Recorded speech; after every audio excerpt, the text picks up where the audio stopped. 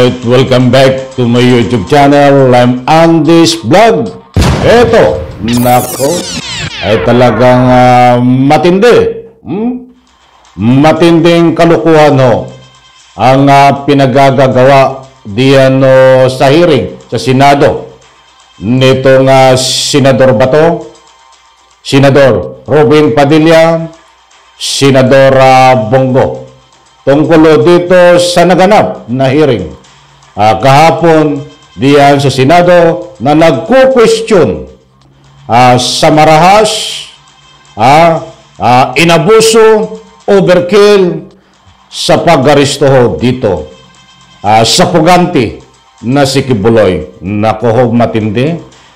Mga kaibigan, binigyan ko po ng parto itong ating tinalakay kahapon. At man sa ganun, ay marami hong pangyayari na hindi maganda diyan sa hearing na ginagamit ang Senado.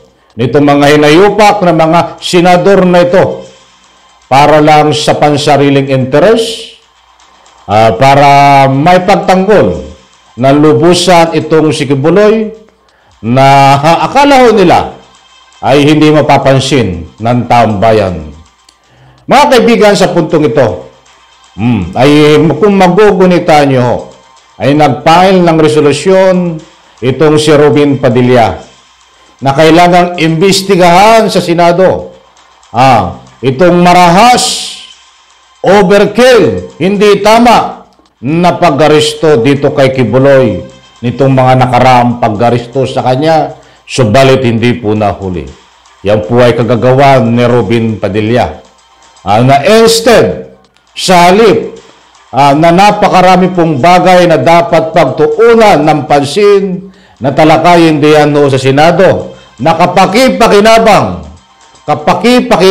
ng taong bayan, kapakipakinabang ng Republika ng Pilipinas, ay hindi ho magawa nilang gawin yan dahil ang inuuna po nila, lalong-lalo na po itong si Robin Padilla, Senador Bato, Bongo, sila ho ang magkakasangkot diyan sa kulukuhan na pinagagagawa, ginagamit itong nga po yung Senado sa pansariling interes para lang maipagtanggol itong si Kibuloy.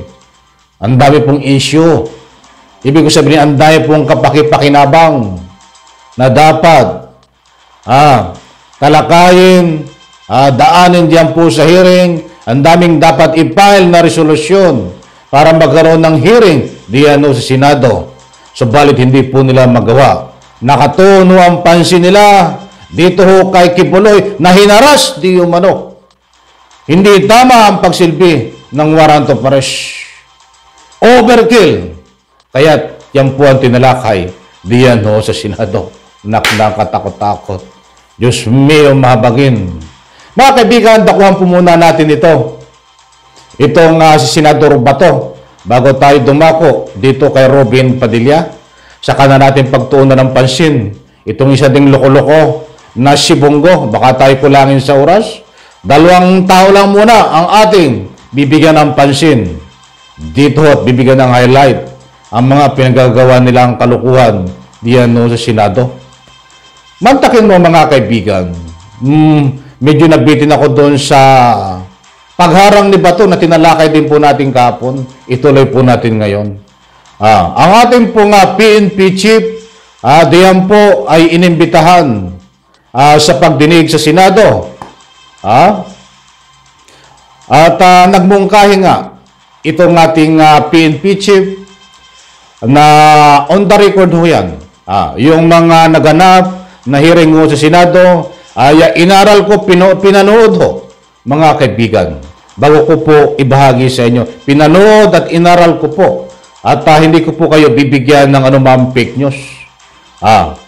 According po sa ating PNP chief, ay minumungkahi na kung pwede nakikiusap dito sa mga membro ng KOGC, nakikiusap sa mga tagasunod ni Kibuloy na nandiyan ho umattend sa hearing, na kung pwede ay pakiusapan si Kibuloy, kung pwede lang, na sumuko. At sumuko sa anumang ahensya. Ay maganda ho, di ba? Maganda nga plano ho ng ating PNP chief. Subalit hinarang ho ni Senador Bato. Hinarang. Anong klase pagharang ho? Ang sabi ni Senador Bato, huwag mo sabihin niyan PNP chief sa mga yan. Dahil walang alam yung mga yan. Wow naman, Senador Bato. Dapat hindi ganyan ang pinapakita mo. Talagang lumalabas ka na protector, pinagtatanggol mo si Kibuloy, imbes na ay ka nga po yata ang bayan. Sa tama ho ang pag-iisip at isang magaling na senador at isang senador na ang adikain ay tumulong dito sa nire-resolve nyo kung ano man ang inyong mga pinagdidibatihan diyan sa Senado. Imbis na tumulong ka, ay hindi ho Kahit sino ho magsuri nito, ayaw ni Bato na pasukuin, ayaw sabihin, at hinaharang niya ang mga panukala nitong ating PNP chief na kung pwede pasukuin at nakikiusap siya dito sa mga membro ng KOJC, sa opisyal ng KOJC, sa abogado na nag-attend ho diyan sa hearing. Muli kong ulitin, sabi na Bato, huwag mong gawin yan. PNP chief, walang alam diyan. Walang alam ang mga iyan sa kinaroroonan ni Kibuloy. Kaya mong sabihin na pasukuin. Ay nangangahulugan lang na ayaw mong pasukuin. Di po ba? Tama po ba mga kaibigan yon? Gusto kong hingin ang inyong reaksyon. Tama po ba ang sinasabi ni Senador Bato na ang panukala, ang mungkahi ng ating PNP chief na nakikiusap sa ika nga po KOJC member na kung pwede pasukuin si Kibuloy? Hinarang naman nitong si Bato, huwag daw gawin yun, huwag sabihin dahil walang alam ang mga membro, mga kaibigan kung nasaan si Kibuloy. Reaction. Naku po, sa akin po, malaking kapalpakan yung pinapakita mo diyan sa hearing. Pansariling interest, ang ginagawa mo diyan Bato. Naku, baka tayo kulangin sa oras. Kaunting padaan lang po yun. Pag may pagkataon pa tayo mamaya, ay bibigyan po natin ng parte yung tungkol kay Bato. Dumbako naman po tayo dito kay Robin Padilla. Mga kaibigan, talagang matindi itong si Robin Padilla, matindi ang kaalaman. Matindi ang kaalaman sa walang kakwinta-kwintang mga ika nga po'y pinaglalaban. Ito rin, kasama si Bato, kasama si Robin Padilla, kasama si Bongo, nakikipaglaban ho ng walang kalaban. Galaw mo, siya ang nag-file ng resolusyon na ang dapat pag-usapan diyan po sa Senate hearing ay itong overkill di umano na pag-aresto nung naganap na pagsolbi ng warrant of arrest. Marahas ay napunta ho sa security.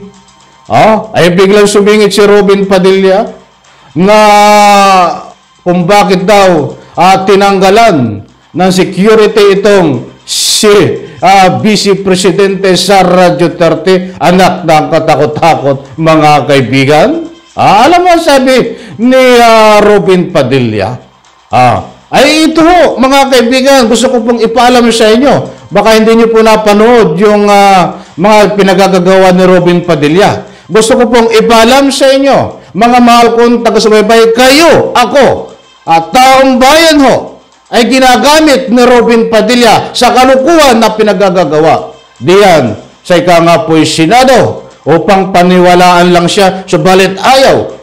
Walang maniwala ho sa kanya, pipira yung kanyang mga tagasunod. Bakit ko po nasabi? Ito mga kaibigan, ipaliwanag ko sa inyo.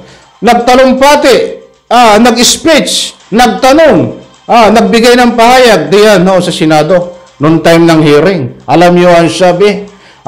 Marami ho nagtatanong. Hindi lang po isa.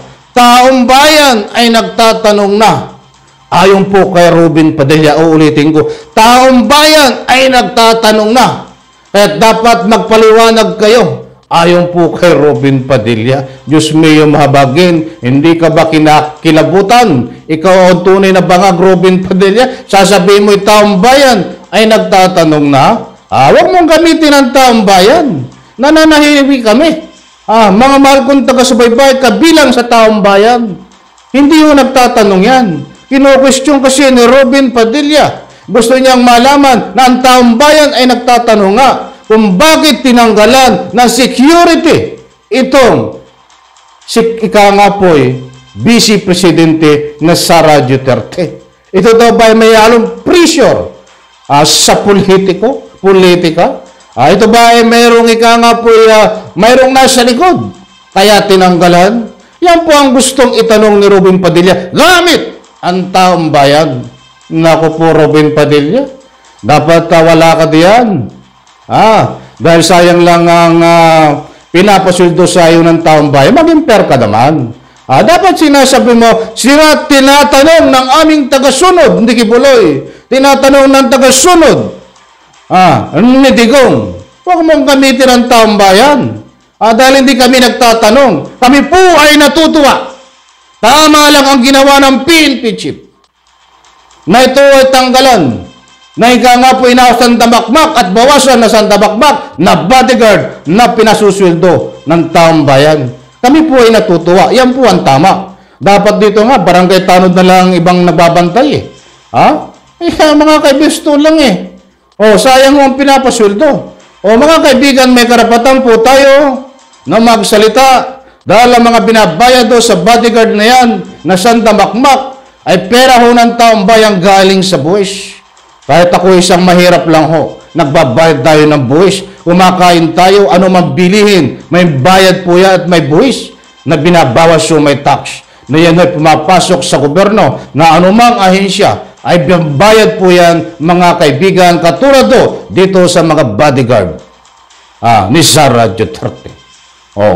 Ay mantakin mo, muli kong ulitin, ang lakas ng loob mo, Robin Padilla, gamitin ang taong bayan. Akala mo siguro, hindi mapapanood ang speech mo. Ang mga sinasabi mo diyan sa Senado. Matatalino ho. Ang taong bayan nakamonitor sa inyo. Kahit ang masugid kong taga-subaybay, ang ilang mga taga-subaybay ko, napakatalino po yan. Matatalino, may abogado, may mga teacher, may mga retired na anumang posisyon, napakatatalino po yung mga yan. Tapos ganyan ang ipapakita mo, tama ba sasabihin mo? Taong bayan ay nagtatanong na kung bakit sinasabi na inalisan ng security. Diyos mio mabagin, kami po ay natutuwa sa pag-alis ng security. Kasi ang gustong palabasin ni Robin Padilla, nagtatanong at nagagalit kung bakit ganun ang ginawa kay Sara, isang pang-apitin. Diyos mio mabagin, Diyos ko po, Rode, Santissima Malaberen. Okay, right. Hanggang ngayon po, hindi pa rin nahuli si Kibuloy. At yun nga, lumalabas po dito. Naku, nabiti na naman ako. Gusto ko pa sana bigyan dito ng anumang public opinion. Bigyan po natin ng part 3. Abangan po natin ang latest update. Dito sa ating mga tinatalakay. Muli po maraming salamat. Pagpalain po tayo lahat. Sabay-sabay po nating i-like ang video na ito. Bye-bye. Palapakan.